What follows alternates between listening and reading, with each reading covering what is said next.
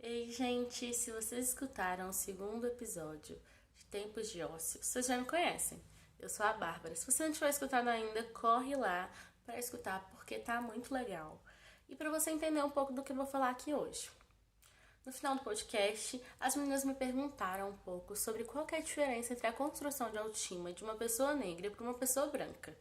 E aí eu vim aqui falar, porque além de ser uma mulher negra, né, eu estudo muito a saúde mental das pessoas negras. Para falar sobre isso, eu vou usar muitos exemplos da minha vida e para isso é necessário me localizar, né?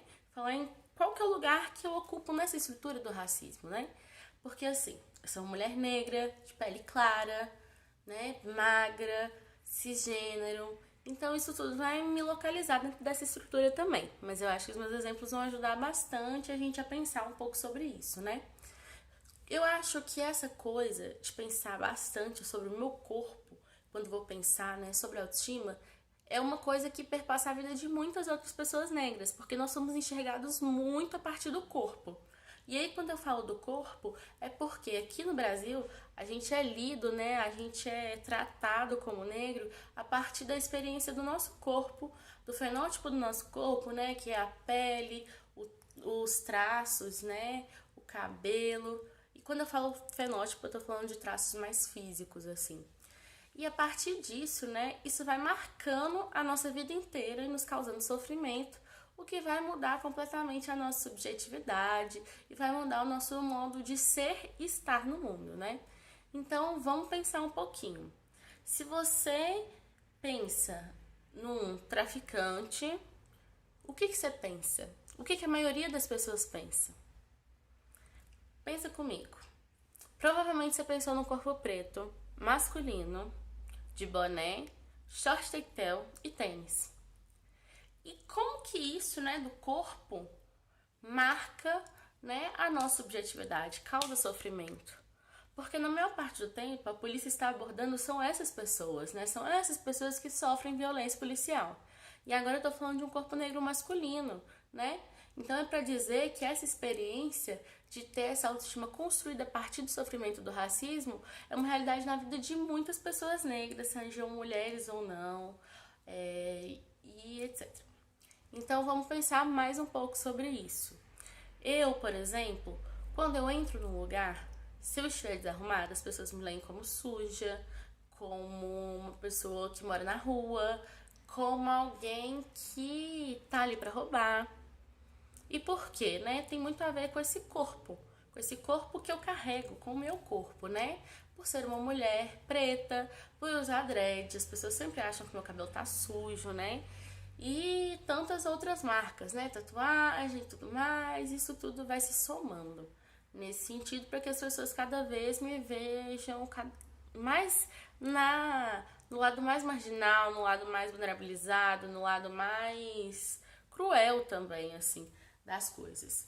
Então isso vai marcar muito a minha experiência, porque foi entendendo o que esse corpo representava para as pessoas que eu comecei, e muitas pessoas negras começam a tomar vários cuidados e várias atitudes na vida para poder se blindar um pouco disso. Então, por exemplo, eu uso maquiagem quase todos os dias. E eu gosto de maquiagem, gosto de maquiagem. Mas eu não uso maquiagem todos os dias porque eu gosto de maquiagem. Eu uso maquiagem todos os dias porque eu sei que assim, pelo menos as pessoas param ou me enxergam menos como uma pessoa suja. Isso também se mostra no jeito como eu me visto. Eu sempre tô arrumadinha, assim, nunca muito arrumada, mas sempre tô arrumadinha. Por que que eu me visto assim na maior parte do tempo? Porque em todas as vezes que eu não estou assim, não sou tratada minimamente como humana. E aí, ainda assim, em muitos momentos eu sou tratada de formas muito ruins e o que vai e foi me causando sofrimento ao longo da vida de várias formas possíveis, né? Então a gente tem que ir pensando que todas essas coisas são relacionadas ao corpo, à aparência, ao jeito como eu me expresso, ao jeito como eu me visto, ao jeito como eu estou no mundo, afeta diferente a autoestima das pessoas pretas e das pessoas racializadas, porque é a partir disso que a gente vai ser tratado e a partir disso que a gente vai ser colocado em alguns lugares no mundo, né? Quantas são as pessoas negras que entram em alguns espaços e são perguntadas se não são as empregadas, se não são os seguranças, né?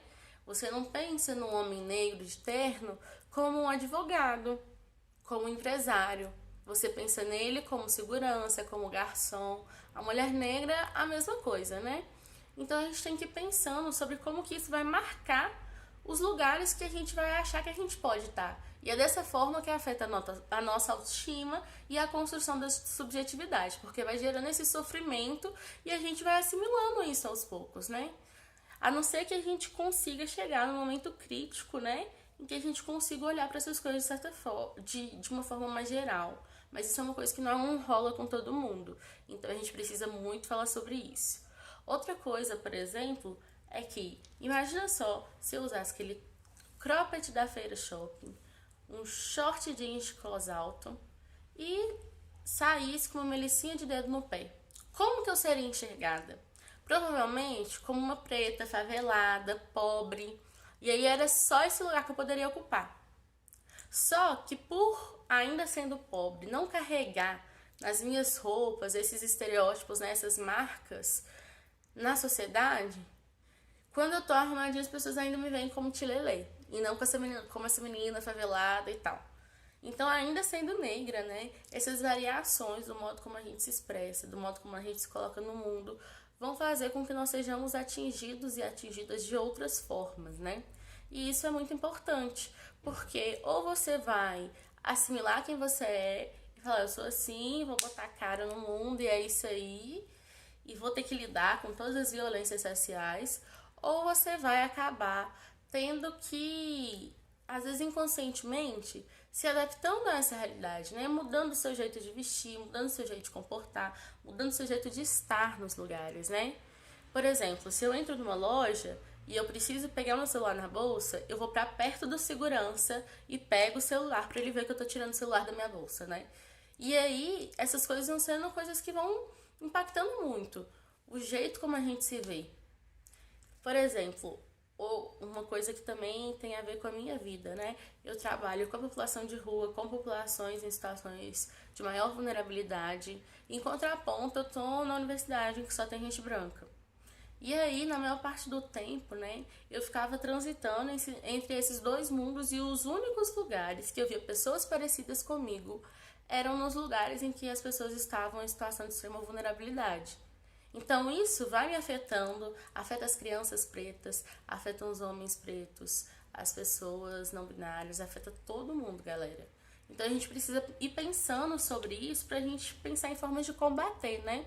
Um exemplo é que teve uma época que no Big Brother teve uma bucha que tinha um cara preto de Black Power. E aí as pessoas começaram a problematizar para dizer que isso era uma coisa racista e tudo mais. E aí outras pessoas pegaram e começaram a falar, olha só, mas também tem boneco branco, se eu não me engano, da rainha, de algum lugar aí. E aí, como que isso é diferente, né? Como que isso mostra o racismo? Como que isso fala da construção da nossa autoestima, do sofrimento que isso causa? Isso mostra uma seguinte coisa, porque uma criança branca, quando ela vê essa esponja de uma pessoa branca que parece com ela não vai sentir nada, ela deve achar até legal. Agora, uma criança negra, ela cresce ouvindo que o cabelo dela é ruim, que o cabelo dela não dá pra desembaraçar, que ela tem que alisar o cabelo, né? E eu tô falando só de cabelo aqui. Mas a gente pode expandir para essas outras coisas, para essas outras profissões, para esses outros lugares que são só de serventia, só de serventia, só de serventia. E aí, quando ela vê aquela esponja, aquilo impacta nela, porque reforça o lugar em que ela tem que estar. Que é nesse lugar, né, de se meu cabelo tá natural, ele é bombril, ele serve só para lavar roupa, ele só serve para estar lavar vasilha, né, tá nesse lugar, então ele não presta. Eu tenho que acabar com esse cabelo de alguma forma, eu tenho que alisar, eu tenho que cortar, eu tenho que fazer o que for.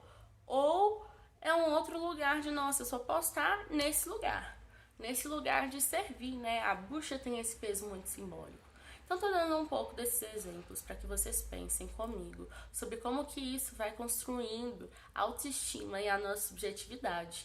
E como que a gente tem que começar a pensar sobre essas coisas para ver como que a gente pode combater isso, tanto enquanto pessoas não negras, mas não negras que não passam por esse tipo de experiência, né? Como que a gente pode combater isso e auxiliar nesse processo, né? E ao mesmo tempo, né, que nós, pessoas negras, passamos a nos conscientizar cada vez mais e criticar cada vez mais essas estruturas, para a gente romper com isso e poder ser quem a gente quer ser, com tudo que a gente é, com o nosso corpo, com o nosso cabelo, com as nossas falas. Beleza? É isso, gente. Tchauzinho.